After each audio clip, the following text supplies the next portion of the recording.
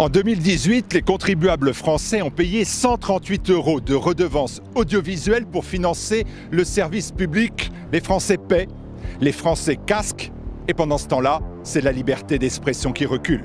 Alors, avant le 31 décembre de cette année, donnez-nous la valeur de cette redevance pour augmenter la portée de la voix de TV Liberté, pour que vos impôts aillent réellement à vos idées. Aidez-nous à porter la voix de la résistance, la voix de la dissidence. Aidez-nous à défendre vos idées. Donnez à TV Liberté.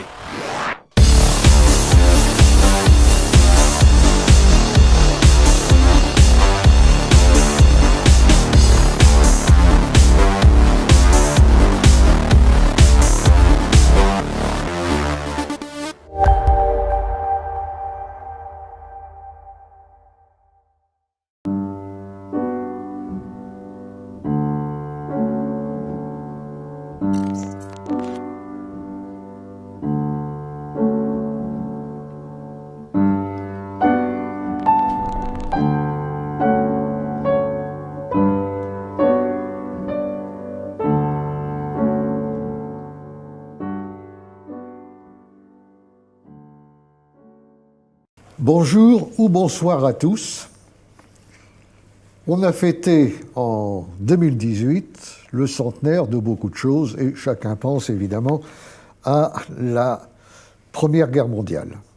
Mais il y a un centenaire dont on a moins parlé, tout au moins chez nous, parce que ailleurs ça engendrait pas mal de discussions. C'est le centenaire d'une publication de l'un des livres sans doute objectivement les plus importants du XXe siècle, qui a exercé une très grande influence, qui a été passionnément critiqué et discuté. Et ce livre, c'est Le déclin de l'Occident de Oswald Spengler, dont le premier volume paraît en 1918, le second paraissant un peu plus tard, en 1922. Pour en parler, j'ai le plaisir de recevoir sur ce plateau deux excellents connaisseurs et spécialistes de Spengler, qui n'ont d'ailleurs pas, disons-le d'entrée, la même appréciation élogieuse ou critique de Spengler. C'est ce qui rend d'ailleurs le débat intéressant. Gilbert Merliot et David Engels. Gilbert Merliot, vous êtes bien entendu germaniste, vous avez été très longtemps professeur à l'université de Paris 4 Sorbonne. Vous êtes par ailleurs, je crois, le président du conseil scientifique de l'Institut Hannah Arendt de Dresde. J'ai été. Où vous étiez, oui. Et vous vous intéressez depuis très longtemps à Spengler, puisque votre premier grand livre sur Spengler, qui s'appelait Oswald Spengler, témoin de son temps, est paru en 1982. Et après, vous avez évidemment publié de nombreux autres livres et articles sur la résistance à Hitler, sur le nationalisme politique, sur Nietzsche, sur Jünger et sur bien d'autres sujets de votre spécialité. David Engels, vous êtes historien de nationalité belge, je crois. En 2005, vous avez publié une thèse sur la divination à Rome. En 2008, vous avez été nommé professeur titulaire de la chaire d'histoire romaine à l'Université libre de Belgique. Peu après, en 2009, vous êtes devenu rédacteur de la revue d'études latines Latomus et actuellement, vous vivez en Pologne. Et merci à ce propos d'avoir fait pour nous le voyage depuis Varsovie. Vous êtes aussi l'auteur de nombreux livres et articles. Vous collaborez régulièrement en Belgique au journal Le Vif, l'Express. Et vous avez participé à beaucoup d'ouvrages collectifs. Mais en France, on vous connaît surtout pour un livre que vous avez publié en 2013 aux éditions du Toucan, qui s'appelle Le déclin, et qui est une mise en perspective comparée de l'état actuel de l'Union européenne et de la fin de la République romaine, où vous exposez un certain nombre de ce qui vous apparaît comme des parallèles. Vous travaillez sur Spengler depuis un certain temps, et tout récemment, vous avez pris l'initiative, je crois, seul ou avec quelques-uns de vos collègues, de créer une société internationale, Oswald Spengler, qui s'est immédiatement doté d'un prix annuel, et ce prix a été décerné il y a un mois à peu près, au mois d'octobre, à l'écrivain français Michel Houellebecq. Alors, David Engels, d'abord, pourquoi Michel Houellebecq? C'est une bonne question. Bon, évidemment, ce qui tombe d'abord sous le sens, c'est toute la discussion sur l'ouvrage Soumission, qui est probablement l'ouvrage où Houellebecq se projette le plus dans un certain futur. Mais ce qui nous a plus frappé encore, c'est vraiment le pessimisme, le cynisme, le sentiment d'abandon, finalement, que reflètent les ouvrages de Michel Houellebecq, cette ambiance de fin, de règne, de fin de culture ou de civilisation. Il nous semblait qu'il y avait là une ambiance vraiment proprement spenglerienne qui méritait certainement aussi d'être mise dans cette perspective historique-là. À certains égards, le prix aurait pu être remis à Michel Onfray. Je pense à lui parce qu'il a consacré une partie de sa thèse de doctorat à Oswald Spengler. Cela aurait certainement aussi été une initiative intéressante. Maintenant, pour nous, en tant que Société Spengler, le but était de sortir un peu plus du cadre des philosophes, des historiens, et plutôt vraiment de s'adresser à ou plutôt de consacrer ce prix à des personnages qui avaient vraiment eu aussi un impact dans d'autres formes de création, notamment artistiques. Sinon, évidemment, on aurait dû commencer aussi à faire la liste de tous ceux qui ont contribué beaucoup à l'œuvre de Spengler. Il y aura d'autres prix. Certainement. On aura l'occasion. Alors, tout de suite, avant d'engager un débat, quelques points de repère biographiques qui sont toujours nécessaires. Oswald Spengler est né en 1880 à Blankenburg, dans cette région d'Allemagne qu'on appelle le Harz, c'est-à-dire dans le centre-nord de l'Allemagne, et il est mort à Munich en mai 1936. Il a été dégagé assez tôt pour insuffisance cardiaque de ses obligations militaires et il a entrepris des études poussées de philosophie, de mathématiques et de sciences naturelles. En 1904, il soutient une thèse sur la philosophie de Héraclite et en 1911, il devient écrivain à plein temps. Il se lance dans la rédaction de cet ouvrage fleuve, Le déclin de l'Occident. Pour parler de déclin, il utilise le mot allemand Untergang, c'est-à-dire qui désigne aussi ce qui coule, le naufrage, n'est-ce pas? Le livre a été traduit en France, d'ailleurs dans une traduction qui a le mérite d'exister, mais qui est très loin d'être parfaite, en 4 puis en 2 gros volumes. Il est généralement d'ailleurs publié en 2 volumes parce que c'est une œuvre d'une ampleur considérable. La sortie de ce livre en 1918 lui vaut, il faut bien le dire, une célébrité mondiale quasiment immédiate. On voit apparaître en l'espace de quelques mois, de quelques années, un véritable déluge d'articles, de brochures, de livres pour l'approuver, ou le plus souvent d'ailleurs pour le critiquer, mais qui montre que tout un débat autour des thèses spengleriennes bat son plein. Le but du livre, il le dit lui-même, c'est d'écrire une nouvelle philosophie de l'histoire, une morphologie, pour employer son terme, de l'histoire universelle, qui n'est pas du tout conçue à la manière habituelle, c'est-à-dire d'une façon linéaire, où on parle de l'Antiquité, puis du Moyen-Âge, la Renaissance, les temps modernes, mais au contraire, d'une façon synoptique, découpée entre 8 grandes cultures, que Spengler conçoit à l'image des organismes vivants et des existences individuelles, comme des entités qui naissent, qui se développent, qui fleurissent, atteignent leur apogée, déclinent et meurent. Et il établit cette comparaison par des analogies, je viens de le dire, portant sur tous les domaines, pas seulement économiques, politiques ou sociaux, mais également dans le domaine de la littérature, dans le domaine des arts, ce qui introduit évidemment une perspective complètement différente, parce que d'un point de vue spenglerien, nous sommes plus contemporains, nous, de ceux qui ont vécu une autre culture à la même époque que de ceux qui n'appartiennent à d'autres cultures et qui vivent aujourd'hui. Alors, il faut s'arrêter évidemment sur sa méthode pour que les choses soient bien claires. Qu'est-ce qu'on peut dire en complément? Il y a énormément à dire, bien entendu, Gilbert Merliot, sur la conception spenglerienne de l'histoire. Alors, tout ce que vous avez dit est évidemment exact. Ce que je dirais simplement, c'est que la cellule initiale du déclin de l'Occident, c'est un petit écrit qu'il voulait rédiger pour souligner l'imminence de la Première Guerre mondiale qu'il ressentait, et qui s'intitulait « Libéral et conservateur ». Par là, par ces deux mots, il désignait les deux camps qui, selon lui, allaient s'affronter dans cette guerre mondiale. Un camp libéral anglo-saxon et accessoirement français, mais déjà, dans l'esprit de beaucoup d'Allemands à l'époque, la France avait terminé son rôle historique, et un camp conservateur incarné par la Prusse-Allemagne. Et ça n'est qu'ensuite, au fond, si vous voulez, que est venue cette ambition, qu'il a un peu même lui-même dépassée peut-être, d'expliquer cet affrontement prochain qu'il sentait venir en le replaçant au sein d'une histoire, je ne dirais pas universelle, puisque elle n'est pas linéaire, comme vous l'avez dit, mais une histoire mondiale, d'où la morphologie de l'histoire.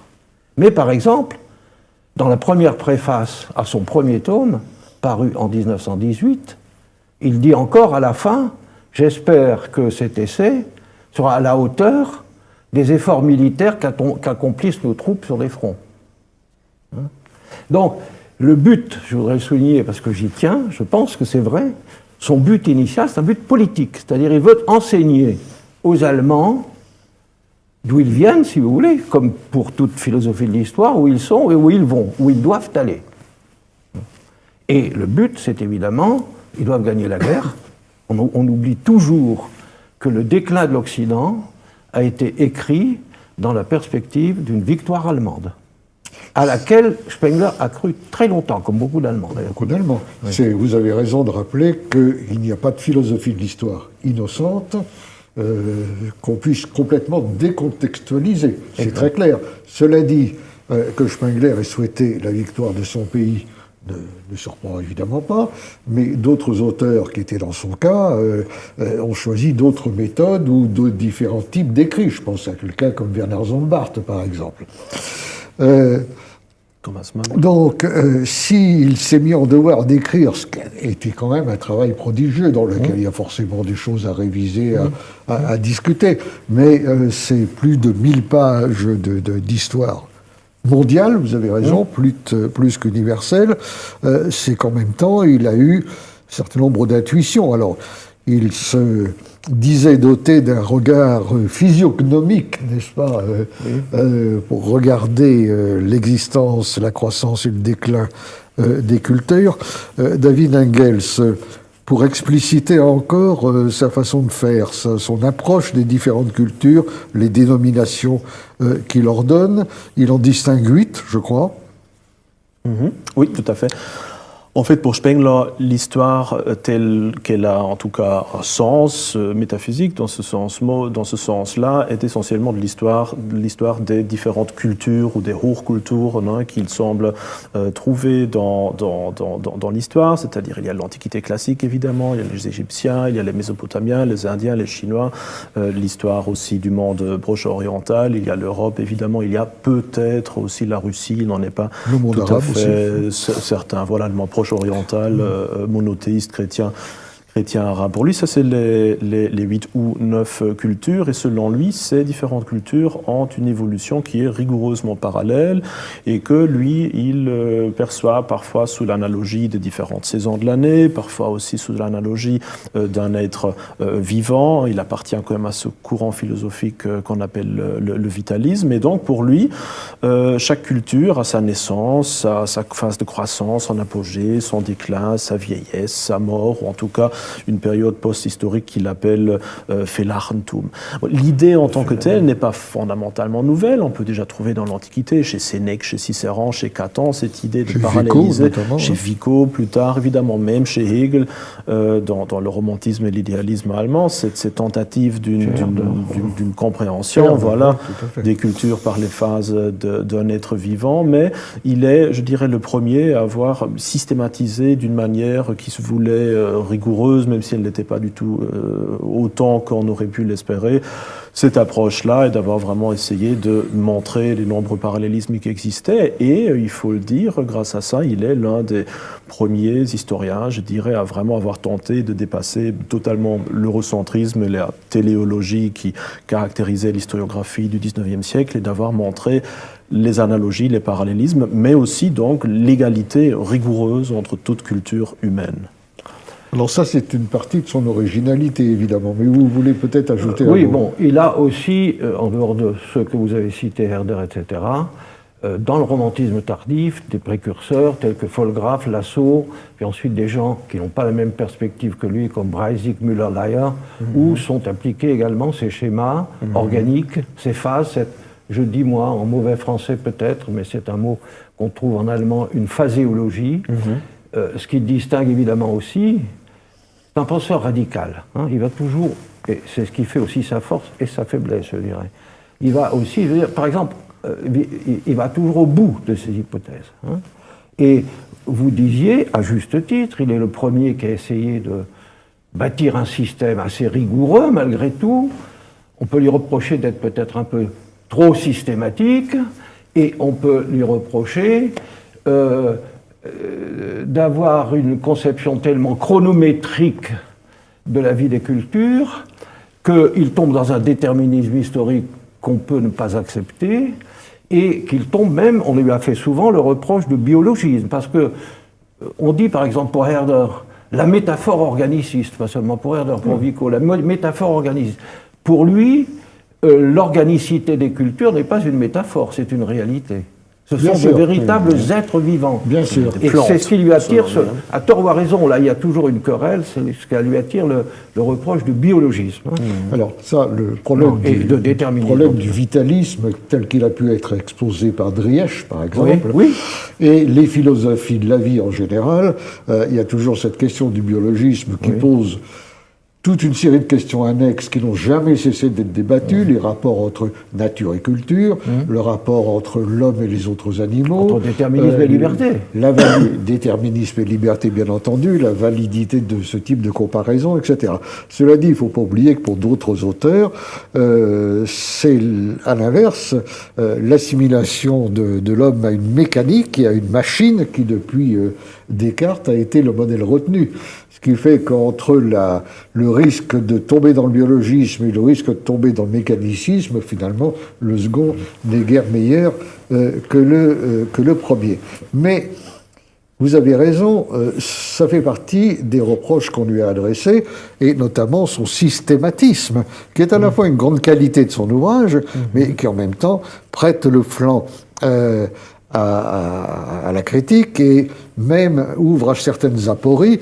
On se souvient de Raymond Aron qui ironisait sur Spengler en disant Spengler nous dit que toutes les hautes cultures sont incompatibles entre elles, mais lui, comme par hasard, il les comprend toutes, hein, il les analyse toutes. Bon, évidemment, c'est une de ces contradictions classique. Donc on lui a reproché son systématisme, son déterminisme, son fatalisme, son pessimisme, évidemment. Il s'en est expliqué d'ailleurs dans une petite brochure intitulée Pessimismus avec un point d'interrogation, pessimisme, dans laquelle il explique évidemment que son pessimisme n'est jamais que du réalisme et qu'on n'accuse pas de pessimisme un médecin qui décèle un cancer chez un malade parce que le cancer est là et que par conséquent l'optimisme, dit-il, est finalement une lâcheté.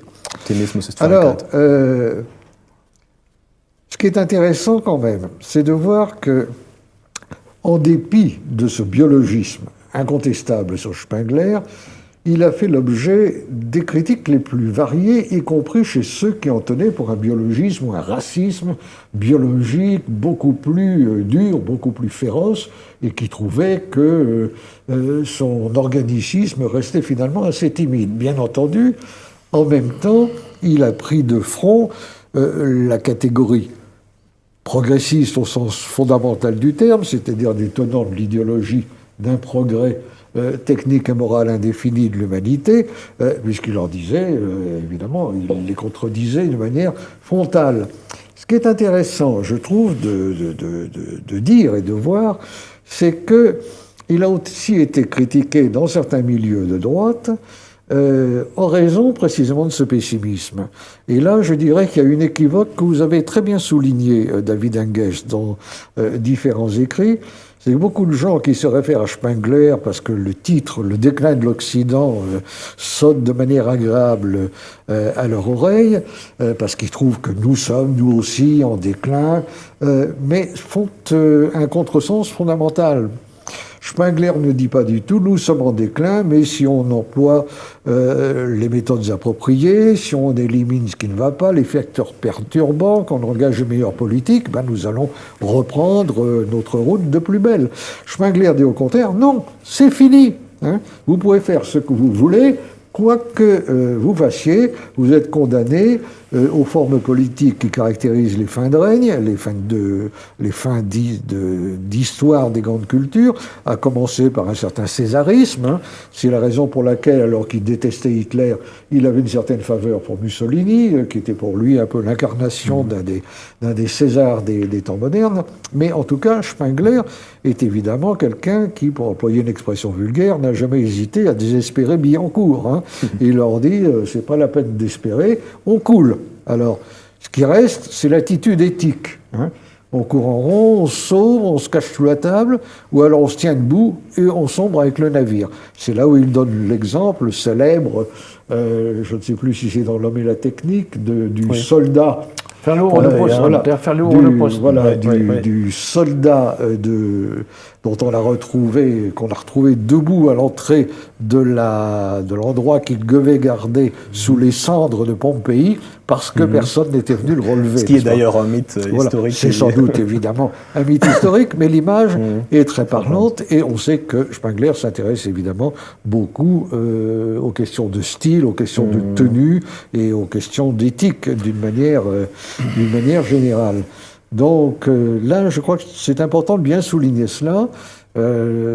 Spengler est un professeur de réalisme. Alors, on peut bien entendu rejeter sa vue des choses.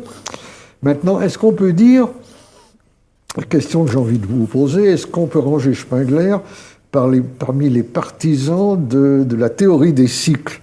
Par certains côtés, oui, mais il y a eu quantité de théories des cycles depuis Vico, Evola et que sais-je encore. Hein. Je crois que là, il faut faire la différence fondamentale entre une vision vraiment cyclique de l'histoire où, à la fin, cela continue à nouveau. Donc, quand on est arrivé une fois tout au fond, ben voilà, ça redémarre sur le même territoire avec plus ou moins la même culture ou la même société, et une vision qui est plutôt celle de Spengler, qui est une vision, si je veux dire, en courbe, où finalement, à la fin, c'est fini, et chaque civilisation, évidemment, se développe de manière analogue, mais quand la civilisation de l'Antiquité prend fin, ou celle de l'Occident dans les prochaines décennies, eh bien, ce sera fini. Il y aura peut-être un jour une autre civilisation, autre part. Spengler pensait à la Russie, nous, on pourrait peut-être penser à l'Afrique ou à d'autres continents. Voilà. Mais ce ne sera plus le même cycle, donc ce sera un renouveau, mais sur base d'une autre culture qui ne nous affectera pas nécessairement, nous en Occident. Donc ce n'est pas vraiment un penseur cyclique de ce point de vue, c'est un penseur vitaliste. Non, mais là, je suis d'accord. Si on le modifie, Spengler, évidemment, il devient intéressant. C'est-à-dire, si on dit, il peut y avoir... Lui-même insiste beaucoup. Et il dit explicitement, il ne peut pas y avoir. Parce que la culture, telle qu'il l'a définie, procède d'une âme. Oui. Qui naît un peu mystérieusement. Il ne voit pas du tout, d'ailleurs, les conditionnements politiques, économiques, géographiques de la naissance d'une culture. Hein. C'est une âme au sens romain du terme, c'est le principe vital. C'est un principe vital. Oui, c'est un principe vital, mais c'est aussi l'idée, l'antéléchie aristotélicienne, l'idée formative de Goethe, enfin voilà, c'est ce qu'il y a. Une vision tout à fait et cette âme, au fond, ce qui donne son caractère à cette âme, c'est une certaine vision du monde, ein Weltbild, hein, parce que cette âme qui naît dans un monde inconnu, elle cherche évidemment à le maîtriser en l'enserrant dans un système. C'est ça le début de toutes les cultures, et toutes les cultures, ou chaque culture plutôt, est délimitée par cette image du monde qui naît en même temps qu'elle naît. Hein. Et cette image du monde, elle cherche à avoir d'abord une espèce de système religieux, le mythe religieux naît à ce moment-là, comme explication du monde, et ensuite il va se pervertir, selon Spengler, en mythe rationaliste. Hein. Religieux et aussi essentiellement spatial, évidemment. Je crois spatial, mais aussi le temps. Voilà, et temporel. C'est là, je trouve que Spengler est très, très, très fort dans sa tentative, justement, de spatialiser, finalement, cette âme. Hein, ces parallélismes, je dirais, les plus frappants, c'est quand il essaye de décrire dans son œuvre la perception de l'espace, selon lui, fondamentalement différent. Par exemple, le corporalisme de l'Antiquité, avec cette volonté de progrès européenne, etc. Donc, tout ça se tient, en effet. Ça peut être effectivement très suggestif. Je crois que ça fait partie de l'un de ses attraits, ce côté esthétique de sa philosophie de l'histoire. Hein. Mais je reviens au problème du réalisme, vous dites, et c'est vrai d'ailleurs, et on a dit quelque chose, moi c'est comme ça que je le prends actuellement, c'est un professeur de réalisme, un lanceur d'alerte, hein. Mais si on suit son pessimisme, qu'est-ce qu'on fait? Alors c'est là que même David Engels ne le suit plus. C'est-à-dire qu'il parle, lui, par exemple, d'un conservatisme, d'une renaissance, dans ses conclusions d'articles, d'une renaissance de la culture européenne. Par exemple, je viens de lire votre article que vous m'aviez envoyé, en parlant de la Hongrie, là, vous voyez que peut-être ils sont les gardiens d'une culture européenne, etc. Pour lui, vous l'avez dit très justement, ce n'est pas possible. Et je me souviens que lorsque j'avais écrit cet article sur la technique, j'avais rencontré Armin Mohler, qui m'avait félicité chaleureusement, en me disant d'ailleurs en même temps, sind ein lauer Liberaler, je vous l'ai déjà dit. Hein. Il m'avait félicité chaleureusement parce qu'il me dit, vous avez compris que la culture, Sie haben die Kultur über Bord geworfen. Wie Spengler, hein, Sie haben verstanden, vous avez compris, pardon, il ne faut pas que je parle allemand, vous avez compris que Spengler balance la culture par-dessus bord. Je me souviens encore. Hein. Non, il n'y a pas de renaissance possible pour lui. Et donc, nous sommes acculés à quoi faire? À mourir. Alors, cette espèce de vision de la sentinelle sacrifiée, c'était un mythe aussi, c'est un mythe, mais c'était un mythe nationaliste, hein, qui courait un peu, c'est chez Jünger. C'est tiré d'un roman historique, je crois, il a confondu oui, ce mythe du légionnaire d'un roman historique. Je ne sais pas si c'est une racine historique, mais en tout cas, c'était cette période d'héroïsation qu'il y a eu à la fin du 19e siècle, après Carlyle, etc., chez Nietzsche aussi, évidemment.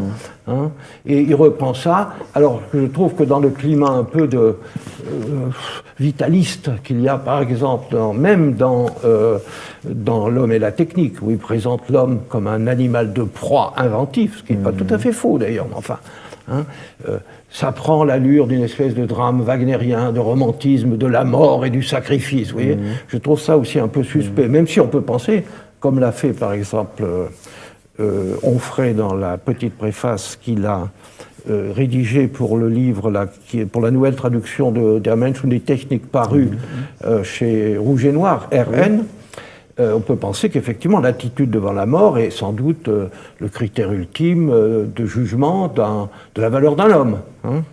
C'est vraiment aussi l'esthéticisme, je crois, qui est vraiment typique pour cette fin de romantisme aussi, à laquelle Spengler appartient finalement beaucoup plus qu'au modernisme. Maintenant, je crois que si on veut vraiment synthétiser au maximum son message, et qui est aussi condensé, je dirais, dans les derniers mots du deuxième tome, Fata ducum volentem nolentem traunt, cette citation de Sénèque, c'est-à-dire le destin guide celui qui est volontaire, mais tire derrière lui celui qui est récalcitrant. Je crois que là, le message n'est pas nécessairement celui d'un héroïsme à tout point, mais plutôt celui de vivre et d'organiser sa vie en adéquation avec la phase historique dans laquelle on vit sur le moment. Et que le vrai bonheur, ou en tout cas le le vrai accomplissement de son propre devoir en tant qu'humain est vraiment juste possible si on s'insère dans l'époque historique dans laquelle on est et si on se met non pas en opposition avec les réalités externes, mais quand on essaye de s'adapter au mieux aux courants généraux. Je crois que c'est ça essentiellement. Oui, de ce point de vue-là, c'est évidemment aussi une réflexion sur la notion de destin, qui est une notion qui a joué de destin. Oui. Qui a joué évidemment dans l'histoire des idées et des religions un rôle essentiel et qu'on tend un peu à oublier aujourd'hui. Il y a quelque chose de la tragique destinée dans cette représentation des cultures. Mais je voudrais ajouter un mot. C'est un mot de vocabulaire. Nous n'en avons pas parlé jusqu'à présent. Et je crois pourtant que c'est très important. C'est une vieille problématique, d'ailleurs, les rapports entre les termes culture et civilisation, regardés au travers du prisme de la pensée française d'un côté et allemande de l'autre.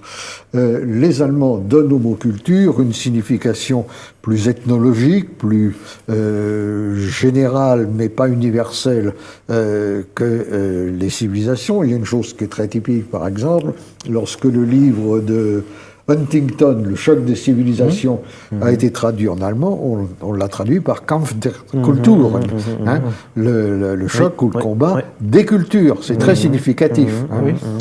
Chez Spengler, Spengler renouvelle cette opposition culture-civilisation qui a derrière elle, toute une tradition, mais il la radicalise là aussi, parce que pour lui, la culture, c'est la vitalité, la civilisation, c'est absolument pas positif. C'est le déclin et la décadence. Spengler lui-même ne dirait peut-être pas que c'est négatif. Spengler lui-même dirait que ça fait partie intégrale de l'histoire d'une civilisation. On peut dire aussi que de son point de vue, la civilisation, c'est le nom que prend une culture dès l'instant où elle commence à décliner. Voilà. C'est ça qui est important. Comme l'âge. Oui. C'est la projection dans le temps. Voilà. Il n'a pas fait. Vous avez écrit là-dessus. Je vous ai lu à l'époque, il y a très longtemps, déjà, dans votre bouquin sur sur les idées contemporaines. L'opposition culture-civilisation est évidemment une opposition synchronique. Et lui, il en fait une opposition diachronique. Et la civilisation, c'est effectivement, comme vous l'avez dit, une culture qui se délite, qui va mourir, et il n'y a pas de retour en arrière possible. C'est là, effectivement, tout son pessimisme et son déterminisme. Alors, je voudrais quand même vous dire, quand vous dites il ne faut pas prendre do compte volentem traunt, nolentem, c'est le contraire, do compte nolentem traunt, il ne faut pas prendre cette phrase de Sénèque, je pense, de façon aussi stricte. Là, je serais beaucoup plus spenglerien que vous. C'est-à-dire que si vous avez raison, ça veut dire que nous sommes dans une époque d'hédonisme de masse, de panem et circenses, pour résumer la formule pour employer la formule qu'il emploie pour résumer notre civilisation actuelle, de spectacle, etc., de consommation, de mythe du bonheur pour tous, etc. Il condamne ça très fortement, avec des arguments que moi j'accepte, évidemment. Et donc c'est pas ça qu'il faut accepter. C'est autre chose pour lui. Mais bon, la façon il n'est pas en train de dire qu'il faut vivre comme le veut notre époque. Oui, mais la possibilité de s'encanailler existe évidemment à chaque époque, même aussi à l'époque culturelle d'une société, pas seulement celle de la civilisation. Mais ce que lui, par exemple, et je crois que ça c'est évidemment l'un des passages qui a le plus intéressé et le plus frappé aussi les lecteurs, c'est qu'il disait, voilà, on est à une époque où la véritable création artistique propre à la culture n'est plus vraiment possible. Oui. Par contre, maintenant, c'est un âge où il y a l'inventivité technologique, l'impérialisme et aussi, ce qu'il ne faut pas oublier, aussi la possibilité de percevoir l'ensemble de l'histoire dans son entièreté. Selon lui, c'est aussi la seule époque où il est véritablement possible d'être un historien qui est non seulement englué, je dirais, dans la perspectivité ou le perspectivisme d'une époque culturelle, mais où pour la première fois c'est possible de regarder au-delà de sa propre culture et de voir les autres. Et c'est comme ça qu'il se place lui-même, et c'est ainsi qu'il échappe aussi à au reproche reproche de relativisme qu'on pourrait lui donner, parce qu'il dit, voilà, cette époque-là, c'est aussi une époque où, pour la première fois, il est possible de voir l'ensemble, finalement, de l'histoire universelle, ce qui correspond d'ailleurs très bien aussi aux époques analogues des autres civilisations, où à chaque fois, on trouve aussi ces grandes tentatives. Pardon ? C'est une argutie plus qu'un argument. C'est une façon de se poser lui-même en seul historien, avec son tact physiognomique, vous en avez parlé, avec son sens un peu goethéen de l'œil qui voit tout, etc. Je trouve que là, quand même, on peut dire, bon... Ok, vous avez du mérite peut-être, mais vous n'avez peut-être pas tout vu et tout expliqué. Mais une fois de plus, c'est de nouveau aussi très typique à l'intérieur de son argumentation, parce qu'en effet, on voit dans les différentes époques avec lesquelles il parallélise sa propre société, qu'en effet, à la fin, on voit à chaque fois apparaître cette volonté d'une philosophie de l'histoire universelle, que ce soit chez Tite-Live, que ce soit chez Simatian ou autre chose. Donc en effet, là, il n'a pas totalement tort que la fin de chaque époque civilisationnelle est aussi celle où on voit cette volonté de comprendre l'ensemble de l'histoire humaine. C'est évidemment au lecteur de se faire par lui-même une idée de la valeur de vérité de la philosophie de Spengler.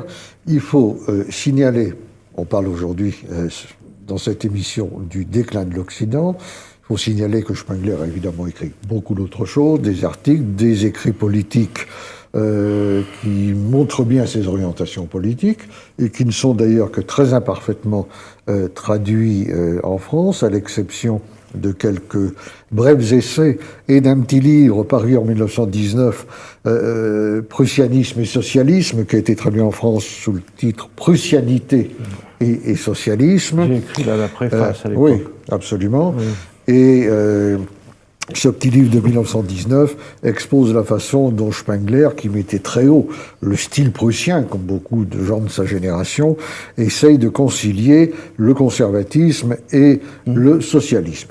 En 1931, il y a ce livre qui est assez célèbre, qui lui aussi a été traduit sur L'homme et la technique, Der Mensch und die Technik, dont une petite édition est reparue récemment aux éditions RN, Rouge et Noir, comme vous l'avez signalé tout à l'heure.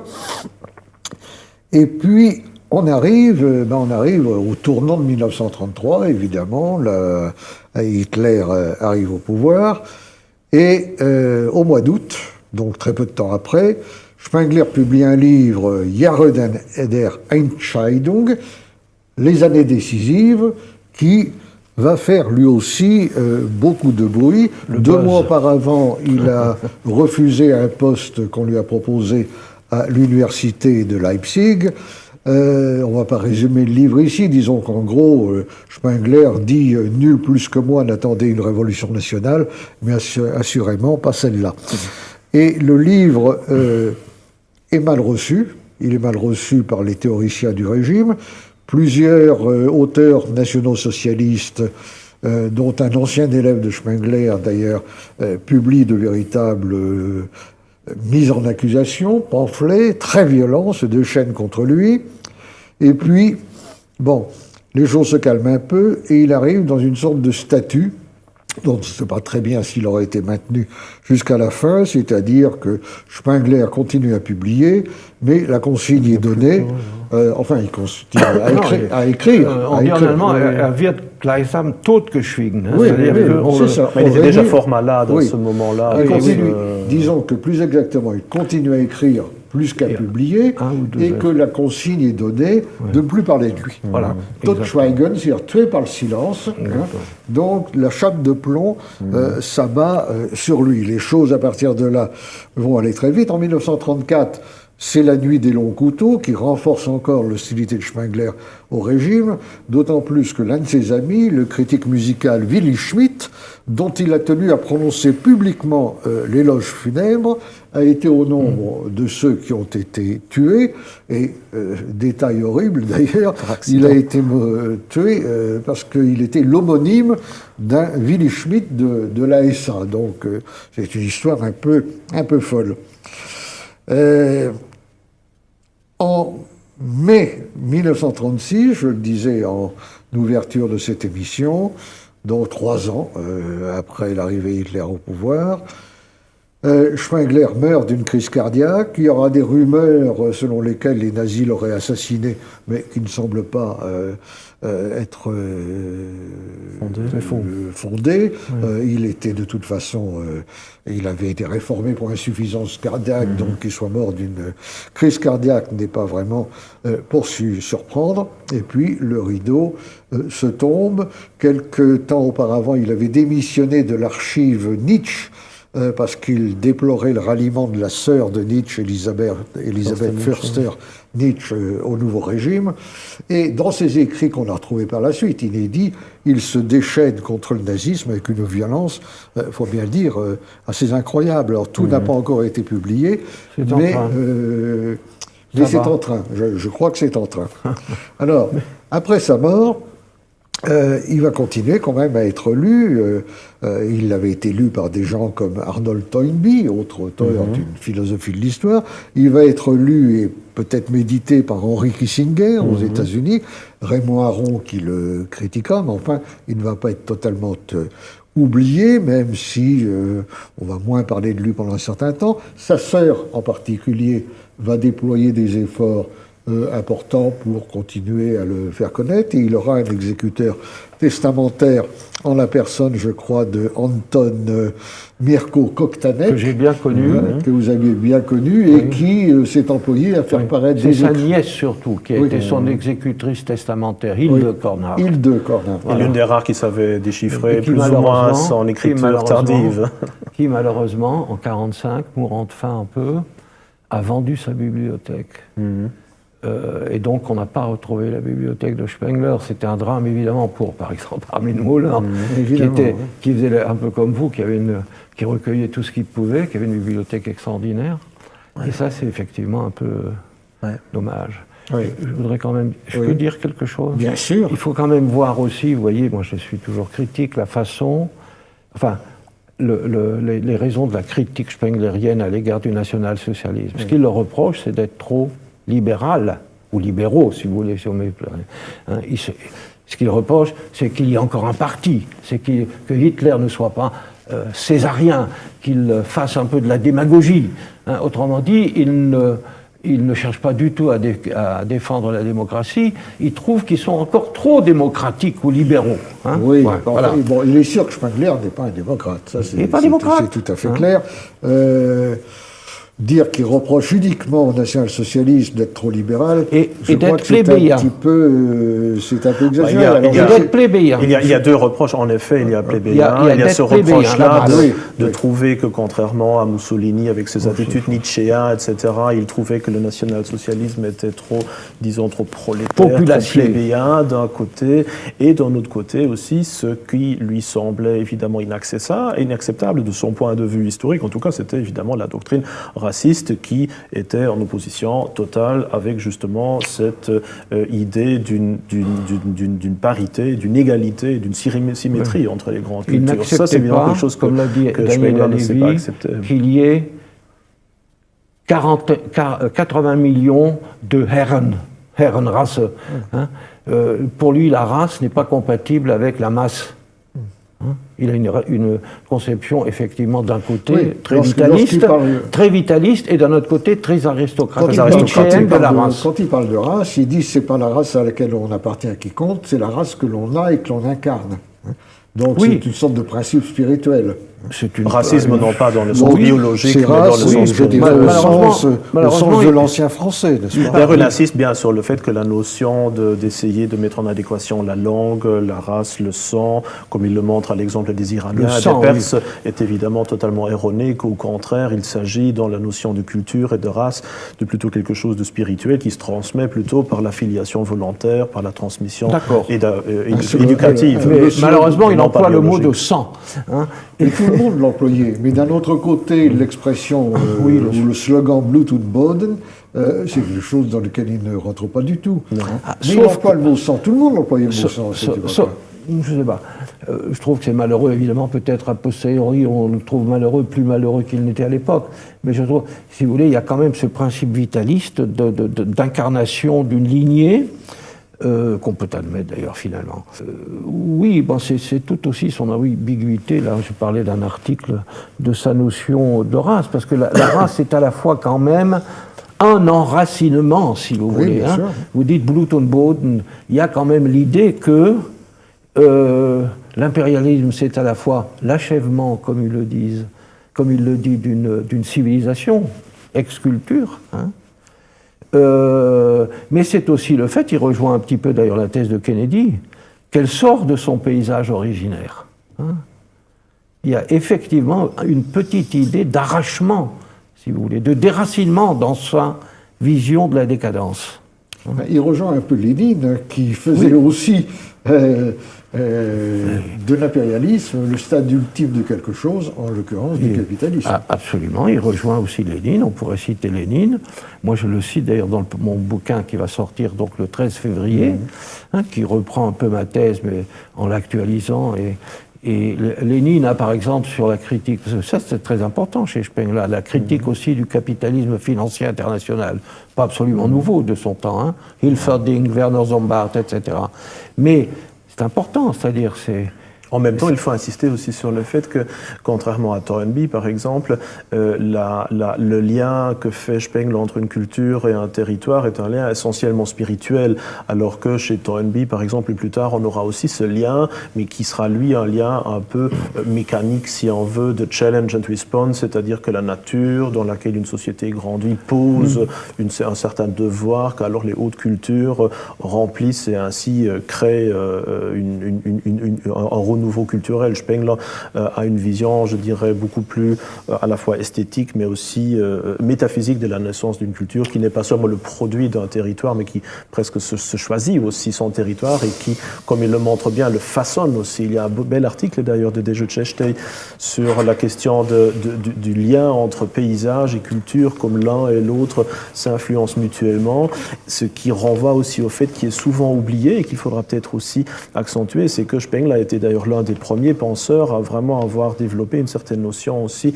de l'équilibre écologique, de la possibilité aussi d'un empoisonnement même de toute la planète par la civilisation occidentale. Donc là aussi, on a quelque chose qui est assez novateur finalement, qui pose, notamment dans les dernières pages de L'homme et la technologie. Permettez-moi de vous dire qu'il pompe énormément Klages, hein, dans les pages.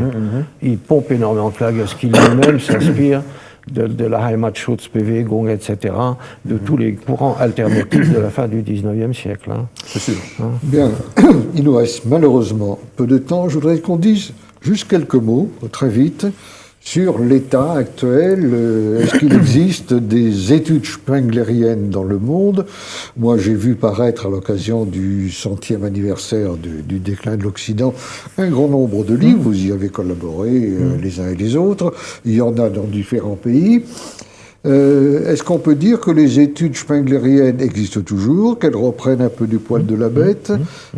Cette société Spengler que vous avez constituée, je suppose qu'elle vise essentiellement à coordonner un peu les efforts d'universitaires, de spécialistes. En fait, notre but, c'est de ne pas être un club de fans ou autre chose dans ce style-là, mais plutôt d'être un genre de plateforme où des voix critiques, des voix qui essayent aussi de voir Spengler avec un certain intérêt, puissent se côtoyer, puissent discuter ensemble, à la fois sur des questions évidemment de son ancrage dans son monde contemporain, où en effet il y a beaucoup de choses à dire et certainement aussi à critiquer, mais d'un autre côté aussi de voir son apport pour l'historiographie universelle, pour les parallélismes entre cultures, justement quelque chose qui revient de plus en plus avec les études d'empire comparé, de comparaison entre Rome et Chine par exemple. Là, Spengler est vraiment, je crois, un esprit très fertile dont on peut puiser ou dont on peut tirer beaucoup d'inspiration, et ça c'est un des buts de notre société, de lancer un peu le débat sur Quand Huntington avait publié son livre sur le choc des civilisations, beaucoup d'auteurs avaient dit « Ah, ça rappelle Spengler Oui. ». Je ne suis pas sûr que la comparaison puisse être poussée très loin d'ailleurs, mais c'est réapparu en tout cas. C'est quelque chose précisément que Spengler, qui a vu beaucoup de choses, hein. Moi, si vous voulez, le côté intéressant de Spengler, c'est, comme je l'ai déjà dit, un lanceur d'alerte, etc. Vous savez, c'est la formule du dernier article, à ma connaissance, de Bouvray sur Spengler, ce qu'on peut apprendre auprès de personnes auxquelles on ne voudrait pas ressembler. Hein, c'est exactement aussi ma position. Hein, c'est-à-dire que je ne peux pas accepter sa philosophie pratique. Or, lui disait et a dit tout de suite, ich will kein Weltsystem, ich will ein Weltbild. Je veux une image du monde qui permette d'agir. Et le sens qu'il veut donner à notre action, alors, qu'on le prenne comme base de réflexion sur la façon d'écrire l'histoire, après tout, pourquoi pas? L'histoire, ou plutôt l'historiographie, puisque l'histoire n'existe que par l'historiographie, est toujours, comme l'a dit Voltaire, repris par Napoléon, une fable convenue. Hein, justement, et Spengler le dit lui-même, d'ailleurs, elle est toujours vue d'une certaine perspective. Alors lui dit qu'il est en dehors d'une perspective, je ne le crois absolument pas. Hein. Alors on peut avoir évidemment toutes les opinions qu'on veut sur Spengler, ce qui est sûr, en tout cas, c'est que son livre a marqué une étape. Et a marqué son temps.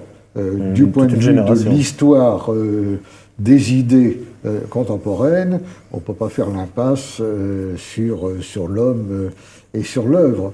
Mais il y a une dernière question en conclusion, une question que je pose avec un demi-sourire, si vous voulez, c'est Spengler distingue 8 grandes cultures, il dit que la nôtre, qu'il appelle la culture faustienne, arrive à sa fin. Alors, la nature ayant horreur du vide, et en général, selon Spengler, une culture devant succéder à une autre. Où est la 9e culture? Alors, est-ce que c'est la Russie? On en a dit deux mots tout à l'heure. Il n'y croyait plus beaucoup à la fin. Hein. Il n'y croyait plus beaucoup. Néanmoins, il a quand même été très longtemps pro-russe. C'était d'ailleurs... il s'intéressait beaucoup à la Russie. C'était l'un des reproches qu'il faisait également au nazisme d'être congénitalement anti-slave. Il considérait... Il était anti-bolchevique quand même. Oui, non, bien sûr. Mais anti-slave et anti-bolchevique, c'est pas la même chose. Et il considérait en même temps que la Russie était un monde fondamentalement différent du nôtre. Il l'a rangé parmi les farbige Völker, voilà. Les peuples de couleur. Voilà. Une partie des Slaves aussi. C'est ça. Mais il n'était pas de ceux qui auraient dit la Russie fait partie de l'Europe. Au contraire. Il y voyait, au contraire, un monde très différent. Ouais. Mais il écrit, je n'ai pas la date, donc ça peut être placé quand on veut, la Russie est la promesse d'une culture du futur, alors que l'ombre du crépuscule assombrit peu à peu l'Occident. Alors, voilà. Oui. Encore une fois, je répète, dans Mensch und Technik, l'homme et la technique, il dit, il y aura peut-être un retardataire fatigué qui sera. Ouais. Et moi, je crois plutôt que ce qui s'annonce un petit peu dans la...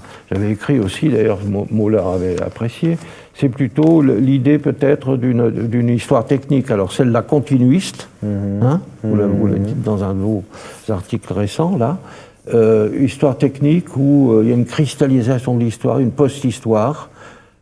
Et enfin, une post-histoire où il n'y aura plus vraiment de nouvelles cultures, de grandes cultures, de hautes cultures, plus de véritables nouvelles grandes religions. Tout ça, ça reste évidemment de la spéculation, mais simplement un déterminisme technique avec des nouveautés incessantes, mais sans arts véritablement originaux, enfin, etc. Je dirais que là, Spengler est certainement, si on veut fantasmer, Spengler est certainement devenu là la victime de sa tendance vers un style tragique, héroïque ou autre chose. Si on voit ça de notre perspective et si on assume, comme moi je le fais, un point de vue qui était inspiré par celui de Spengler, nous ne savons pas de quoi les prochains millénaires sont faits. Il est tout à fait possible et même très probable qu'il y ait d'autres cultures après nous, mais nous on les verra pas. Bien sûr, nous ne manions pas la boule de cristal. Ce qui m'a plu dans le discours de Houellebecq, c'était qu'après tout, il n'est quand même pas aussi pessimiste que Spengler, parce qu'il pourrait y avoir une renaissance du christianisme. Oui, comme il y a une renaissance de l'islamisme, qui n'était absolument pas prévue par Spengler. Oui. Spengler a tout à fait... C'était une religion de Fela. Mais il a quand même prévu aussi la possibilité d'un nouveau califat. Il a prévu la possibilité d'un nouveau califat. Oui, Spengler. Dans Neubau des Deutschen Reiches, il y a ce passage. Neubau des Deutschen Reiches, l'avant-dernière page. Bon, c'est d'ailleurs pas un raisonnement, c'est pas un raisonnement très spenglerien. Donc, on est obligé de s'en tenir là.